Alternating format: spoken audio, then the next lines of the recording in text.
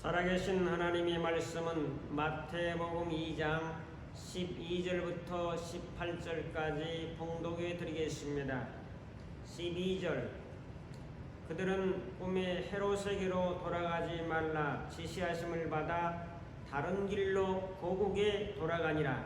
13절 그들이 떠난 후에 주의 사자가 요셉에게 현몽하여 이르되 헤롯이 아기를 찾아 죽이려 하니 일어나 아기와 그의 어머니를 데리고 애굽으로 피하여 내가 네게 이르기까지 거기 있으라 하시니. 14절 요셉이 일어나서 밤에 아기와 그의 어머니를 데리고 애굽으로 떠나가. 15절 헤롯이 죽기까지 거기 있었으니 이는 주께서 선지자를 통하여 말씀하신 바 애굽으로부터 네 아들을 불렀다함을 이루려 하심이라. 16절 이에 헤롯이 박사들에게 속은 줄 알고 심히 노하여 사람을 보내어 베들레헴과 그 모든 지경 안에 있는 산의 아이를 박사들에게 자세히 알아본 그때를 기준하여 2살부터 그 아래로 다 죽이니. 이에 선지자 에레미야를 통하여 말씀하신 바 라마에서 슬퍼하며 크게 통곡하는 소리가 들리니 라헬이 그 자식을 위하여 애곡하는 것이라. 그가 자식이 없으므로 위로받기를 거절하였도다 함이 이루어졌느니라. 아멘. 이 말씀을 가지고 오늘은 구원자 예수님 구출작전이라고 하는 제목으로 성탄 메시지를 증거하기를 원합니다. 한번 인사합시다. 예수님은 생명의 구원자이십니다. 예수님은 생명의 구원자이십니다. 인간과 가장 흡사한 동물이 무엇일까요? 우리가 잘 아는 대로 침팬지를 꼽을 수 있습니다. 1975년 킹과 일슨이라는 생물학자가 침팬지와 사람을 비교 분석한 결과 생물학적으로는 영적 정신이 말고 생물학적으로는 98%가 동일하다는 연구 결과를 발표했습니다. 그렇다면 침팬지를 사람처럼 교육하고 가르친다면 어떤 결과가 올까? 그래서 미국의 오클라호마 주립대의 한 연구팀이 동물의 지능적 한계를 알아보기 위해서 15살 된 침팬지에게 수화를 가르치는 실험을 계속했습니다. 연구팀은 긴 시간 동안 온 정류를 노력을 기울여서 침팬지에게 단어를 익히게 하고 침팬지가 어떤 단어로 언어를 구사하는지를 알고 싶어 했습니다. 4년 동안 열심히 가르쳤는데 침팬지는 140여 개의 단어를 외워서 수화로 손으로 이렇게 표현할 수가 있었습니다. 연구팀은 그 단어들을 조합해서 어떤 문장을 만들까라는 사실을 기대했죠. 연구팀은 당연히 바나나를 먹고 싶다든지 또 물을 마시고 싶다라든지 단순하고 직접적인 요구를 나타내는 문장을 예상했습니다. 하지만 놀랍게도 침팬지가 처음으로 조합한 문장은 매우 뜻밖이었습니다. Let me out, 나를 놓아달라는 문장을 만들었어요. 침팬지는 먹을 것이 아니라 뭐죠? 자유로움에 대한 그리움을 조합해서 만들었다는 거죠. 침팬지 역시 무엇보다도 구속이 아니라 자유를 더 원했다는 겁니다. 모든 생명이 궁극적으로 자유와 해방을 원하고 있죠. 예수님의 성탄은 이 자유를 해방을 주게 오셨어요. 죄로 말미암아 사단의 포로가 되어 있어 고통당하는 사망의 세력에 눌려있는 자들에게 진정 참된 영적 자유와 행복을 인간에게 주시기 위해서 이 땅에 주님이 오셨는데 그 날을 가리켜서 성탄, 거룩한 탄생이라고 말하는 겁니다. 예수님은 진정 죄와 마귀에 눌려있는 자들에게 주시는 자유의 구원자이심에 틀림없습니다. 자, 예수님의 육신을 입고 이 땅에 태어나신 사건을 거룩한 탄생 성탄이라고 말씀하죠. 이 거룩한 탄생이 예수님이 이 땅에 오는 것을 가장 방해한 세력이 있습니다. 그 적군이 바로 사단의 세력이죠. 예수님이 오시면 인생들에게 빛을 주죠. 생명을 주죠. 자유를 주지요. 이렇기 때문에 예수님이 이 땅에 태어나는 자체가 이것을 원천적으로 차단하려고 하는 마음이 있죠. 그 방해 세력이 오늘 본문에서는 헤롯이라는 사람으로 등장됩니다. 이스라엘의 분봉왕이죠. 본문 이야기는 동방박사들이 아기 예수님을 찾아옵니다. 아기 예수께 찾아와서 황금과 유향과 몰약을 드려서 엎드려 경배합니다. 저는 그래서 그 찬양 중에서 이 찬양을 좋아합니다. 엎드려 절하세 엎드려 절하세 엎드려 절하세 구세주남네. 할렐루야. 자, 이런 상황 속에서 박사들이 방문할 때에 유대 예루살렘이 먼저 방문했어요. 이건 수도잖아요. 수도격이니까. 그래서 유대 땅 베들레헴에 나는 건 잘 모르고 유대인의 왕이 어디서 나냐라고 물으니까 이 소식이 헤롯 왕까지 들렸잖아요. 헤롯과 유대인들은 소동이 일어났다고 성경은 기록합니다. 아니 내가 왕인데 어느 왕이 또 태어나는가? 이 무슨 소린가? 그래서 계략을 하나 짜냈는데 가서 경비하고 와서 알려달라. 그럼 나도 가서 경배하겠노라고 헤롯이 제안합니다. 왕이 묻습니다. 학자들에게 그 왕이 어디서 나겠느냐? 제사장을 불렀죠. 서기관들을 불렀죠. 물어보니까 구약에 예언된 대로 베들레헴에 날 것입니다 라고 했단 말이죠. 박사들은 예루살렘에 가서 아기 예수를 경배합니다. 오늘 우리도 예수님이 이 땅에 바로 나를 찾아오신 사건이 귀한 거죠. 인류를 위해서, 우리를 위해서보다 나를 위해서 예수님이 찾아온 그 성탄의 그 기쁨을 다시 한번 바라보면서 오늘 말씀에 탄생하신 그 예수님의 위기가 찾아왔죠. 그대로 죽도록 방치하겠습니까? 하나님이 구출작전을 펼치십니다. 구원의 놀라운 사명이 있는 그분이 태어나자마자 죽으면 되겠습니까? 그래서 구출작전을 살펴보면서 같이 은혜를 나누려고 합니다. 첫 번째로 박사들에게 꿈을 통해 헤롯에게 돌아가지 말라고 하셨습니다. 12절 그들은 꿈에 헤롯에게로 돌아가지 말라 지시하심을 받아 다른 길로 고국에 돌아가니라 라고 말씀합니다. 예수님이 태어나시자마자 돌아가신다면 이 땅에 올 필요가 없는 거죠.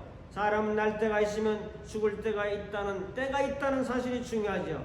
예수님은 인류의 구원자로 오셨기 때문에 그 하나님의 뜻을 이루기 전에는 절대로 이 세상을 떠날 수가 없는 거죠. 사람 우리도 마찬가지죠. 아무리 세상의 왕이 죽이려고 해도 하나님의 보호하는 아기 예수를 죽일 수가 없습니다. 왜? 하나님의 보호가 있기 때문에. 여러분 사명 있는 자는 하나님이 보호하시고 인도하시고 죽을 자리에 가도 다시 살아나는 그런 모습을 바라보게 됩니다. 박사들은 아기 예수를 경배한 뒤에 헤롯왕에 가서 보고하려고 했습니다. 자, 그렇게 되면 헤롯의 경배 대신에 헤롯의 칼날이 아기 예수의 심장을 겨눴을 것입니다. 요셉과 어머니의 생명도 위태로울 지경에 빠질지도 모릅니다. 하나님은 이 위기를 어떻게 모면하십니까? 하나님은 계획을 세웠죠. 예수님의 구출작전 얼마나 멋있습니까? 그 방법은 박사들에게 나타나는데 꿈을 통해서 역사하십니다. 하나님의 구출작전 1호명은 박사들을 고국으로 돌아가게 하는 작전을 펼쳤습니다. 이 부분을 좀 더 세부적으로 말씀드리면 작은 첫째로 박사들에게 나타납니다. 모든 사람이 나타난 건 아니에요. 예수님을 경배했던 박사들에게 나타나요. 박사들이 가서 보고할 것 같으니까 박사들의 발걸음을 옮겨놓는 거예요. 돌려놓는 거라고. 이것이 하나님의 놀라운 구출의 역사 아니겠습니까? 이 하나님이 박사들에게 동일하게 역사했습니다. 이것이 기적입니다.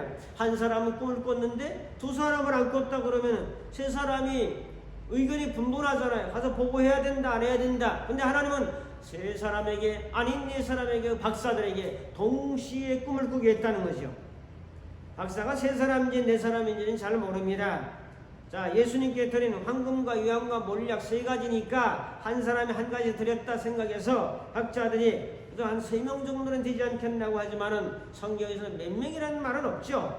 중요한 것은 박사들이 몇 명이냐 이게 중요한 건 아니고 그들에게 꿈을 통해서 헤롯에게 돌아가지 말라라고 현몽했다는 사실이죠. 자, 그 다음에 이제 보면은 꿈에 나타나시는 걸 볼 수 있습니다. 박사들에게 꿈에 나타났어요. 하나님은 때로는 꿈을 통해 역사하십니다.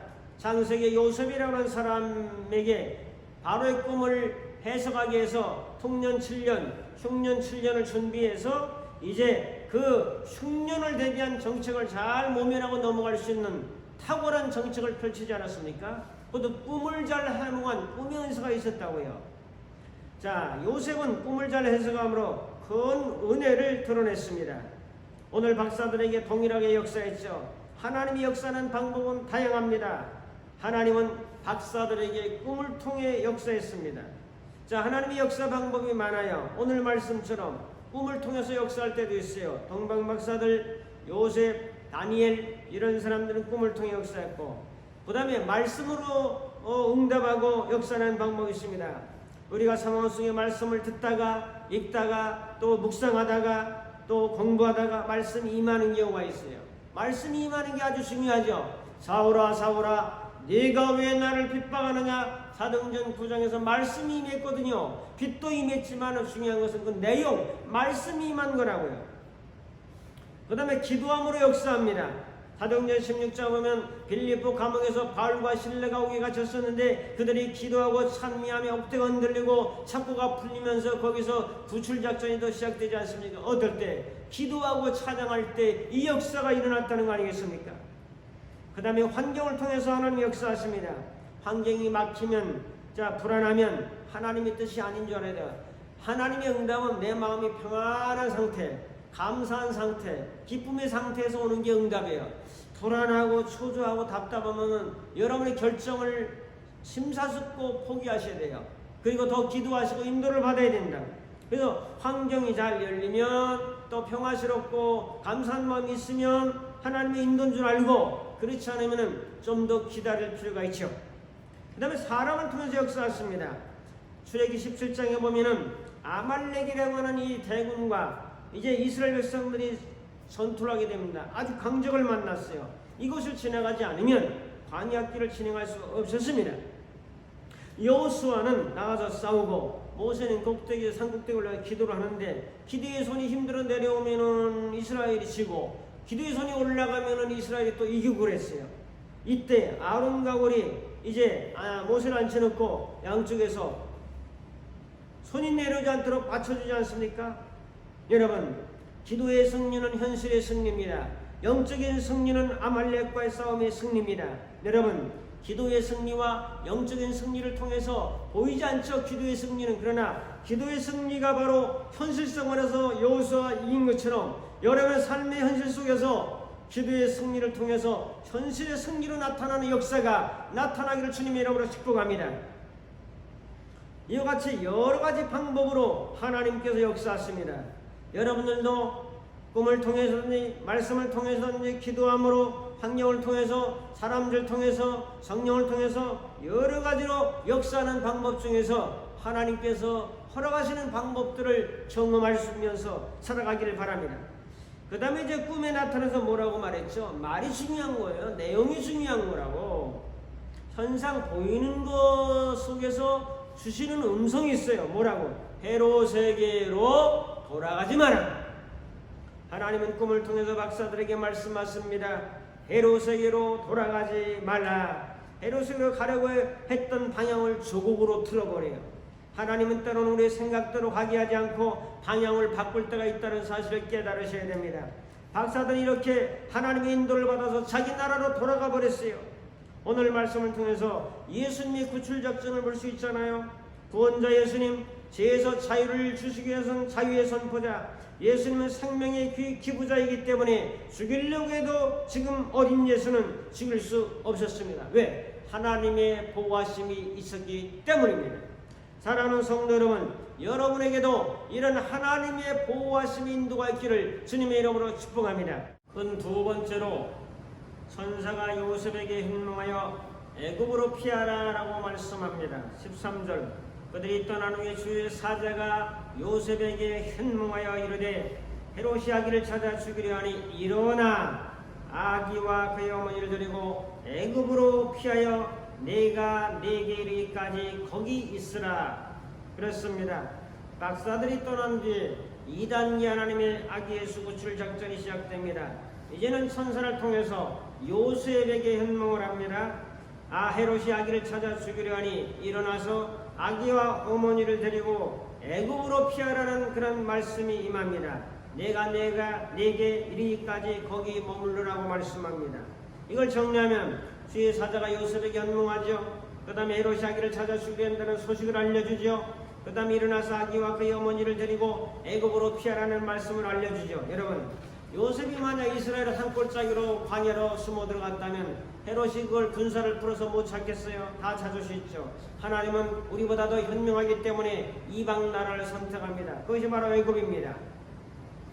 자, 하나님은 구체적으로 애굽이라는 나라 이름까지 거론하면서 거기 머물러 있으라고 말씀합니다. 인생의 모든 과정은 주님의 인도하심이 있음을 믿어야 합니다. 하나님은 예수님을 구출하기 위해서 현몽하셨죠. 헤롯이 죽인다는 사실을 알려주죠. 애굽으로 피하라고 말씀하죠. 거기 머물라고 말씀하죠. 단계적으로 하나님의 인도가 있음을 살펴보게 됩니다. 자, 그건 세 번째로 우리가 기억할 것은 베들레헴 아이들은 전부 죽임을 당했습니다. 헤롯은 속는 줄 알고 분노했습니다. 유대인들이 늘 기다리는 유대인의 왕이라는 것도 헤롯도 알고 있었습니다. 헤롯은 아기 예수를 죽일 계획을 세웠죠. 그런데 문제가 생겼어요. 유대인들의 왕으로 태어난 이가 누군지를 몰라요. 동방박사들이 그냥 도망가 버렸어요. 조국으로 가버렸어요. 알려줬다면 그 집에 가서 그 아이만 죽이면 되는데 모르잖아요. 그러니까 성격이 포악한 헤롯은 2살 나이는 전부 죽여라. 악인의 말 한마디는 선량한 백성들의 애지중지한 아기들의 생명을 앗아갔습니다. 베들레헴의 아가들은 예수님의 구출작전의 희생양이 되고 말았습니다. 아기 예수님이 태어나셨는데도 경배하지 못한 베들레헴에게 기쁨의 종소리가 아니라 라마의 통곡소리가 들렸습니다. 예수님의 삶이 예사롭지 않은 것을 예표하고 있는 신호탄이기도 합니다. 하늘에는 영광이요 이 땅에는 기뻐하심을 입은 사람들 중에 평화라고 하신 그 밤에 베들레헴 사람들의 통곡이 밤하늘에 울려 퍼지고 하늘의 별마저도 눈물을 흘릴 수밖에 없는 그런 상황에 돌입하고 말았습니다. 바로 눈물의 고통이 있었던 것은 바로 눈물을 씻어주시고 사망의 세력을 정복하시고 죄의 결과로 인한 사망의 세력을 이기시는 승리의 구원자이심을 예표하고 있습니다. 헤롯은 어떻게 되었습니까? 통치기간 37년 BC 4년에 70세 나이로 병들어 죽습니다. 고대 역사의 요세푸스에 의하면 헤롯은 더러운 병에 걸려서 내장이 썩어가고 벌레가 생기며 경련이 계속되는 절망 가운데서 죽었다고 기록하고 있습니다. 학자들은 이것을 하나님의 심판이라고 경고하고 있습니다. 하나님은 구원자 예수님의 생명을 살리십니다. 구원자 아기 예수를 구출해 주십니다. 하나님의 구출작전은 십자가상에서 완성됩니다. 인류의 모든 죄악을 사하시고 부활하심으로 우리에게 새로운 생명을 주는 놀라운 구원의 역사와 자유와 해방과 역사를 나타내 주셨습니다. 세상의 빛이요 생명이요 진리이신 예수님의 출발은 순탄하지 않았습니다. 그러나 고난의 종으로 출발하신 것은 그의 고난을 통해서 우리에게 속죄와 생명을 주게 한 놀라운 역사가 숨겨져 있습니다. 예수님의 구출작전은 마귀와 헤롯의 세력에서 죄와 형벌에서 구출해 주시는 놀라운 역사를 예표하고 있습니다. 그의 고난은 우리의 저주를 담당하셨다고 갈라디아 3장 13절에 말씀합니다. 그가 채찍에 맞음으로 우리가 나음을 얻었고 그가 징계를 받음으로 우리는 평화를 얻고 그가 나는 상함으로 말미암아 우리의 허물을 담당하셨고 이런 모든 것들을 이루어주기 위해서 그의 가난하심은 우리에게 풍요를 주기 위함이요 그의 고난과 아픔과 눈물과 괴로움과 피 흘림과 부활은 우리에게 구원과 생명과 은혜와 천국을 주시기 위한 놀라운 역사를 위해서 베풀으신 하나님의 사랑과 은혜입니다. 이것을 위해서 오셨다는 것은 얼마나 놀라운 감격스러운 사건입니까? 그의 눈물은 우리에게 웃음을 줄 수 있는 사건이요 그의 구출은 마귀의 형벌과 사망의 세력에서 구출하시는 놀라운 역사의 빵빠레를 울려 퍼지게 하는 놀라운 사건이 아니겠습니까? 이런 놀라운 역사를 이루기 위해서 주님은 오셨습니다. 그분을 찬양합니다. 그분을 사랑합니다. 그분을 정말로 사모합니다. 그분께 감사합니다. 그분을 경배합니다. 이러한 놀라운 역사를 통해서 코로나19의 사망의 세력을 정복하고 승리하는 놀라운 역사가 나타나기를 주 이름으로 축복합니다. 정리합니다. 아기 예수님이 오신 것은 정말 기쁨의 일이요 승리의 일이요 정말로 우리가 환영하고 두 손 들어 경배하고 박수해야 될 일입니다. 오늘 함께 감사하며 기뻐하며 영광이요 또한 성탄의 기쁨의 좋은 소식이 대한민국과 저 이북 땅과 온 세계 온누리에 퍼져나가서 이 구원자로 오신 구원의 역사가 이 사망의 모든 세력을 정복하고 승리하는 은혜가 온 세계 온누리에 퍼져나갈 수 있기를 주님의 이름으로 축복합니다. 기도하겠습니다. 구원자 예수로 오신 아기 예수님 정말로 감사와 찬송과 영광을 돌립니다. 나를 찾아오신 그 주님을 바라보면서 믿음의 승리자로 살게 하심을 감사하고 마귀에서 구출해 주시고 사망의 세력에서 건져주신 그 은혜의 놀라운 효력과 역사가 오늘을 사는 우리의 삶 속에 나타나게 하시고 코로나19의 모든 사망의 세력을 정복하게 하시고 주님 안에 구원의 승리가 나타날 수 있도록 하나님이여 역사하여 주옵소서. 예수님의 이름으로 기도합나이다. 아멘. 축도하겠습니다. 이제는 생명의 구원자로 오신 우리 주 예수 그리스도의 무한하신 은혜와 주님의 오심을 경배하며 감사하며 축하하는 자를 사랑하시는 하나님 아버지의 극진하신 사랑하심과 주님의 오심을 진정 축하하고 감사할 수 있도록 힘주시고 능력 주시는 성령님의 교통하심이 2020년 성탄절을 맞이해서 주님께 경배하고 환영하고 사랑하는 모든 심령들을 머리머리 위해 저들의 가정과 섬기는 교회와 이 나라의 민족 위해 이제부터 영원토록 함께 있을지어다. 아멘.